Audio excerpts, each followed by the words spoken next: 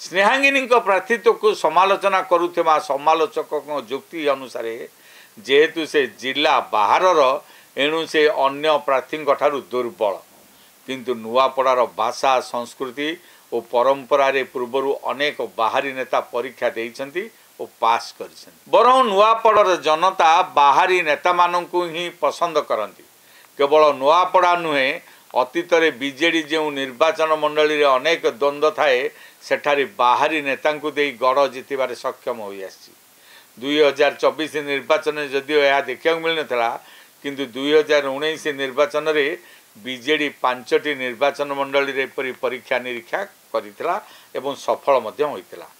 पटांगी सह कौन से पूर्व संपर्क न थाई प्रीतम पाढ़ी जीति थिले।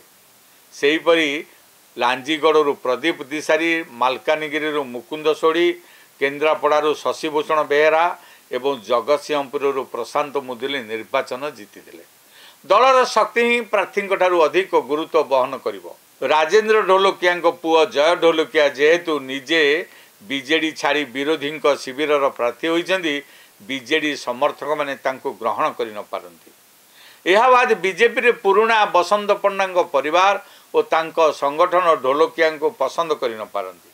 एई भोट विभाजन भी होई पारे। जदि विभाजित भोट कांग्रेस को न जाई बीजेडी को आसिला तेबे स्नेहांगिनी छुरिया 2024 पराजय को एक सामयिक पराजय बोली धरी नेबे।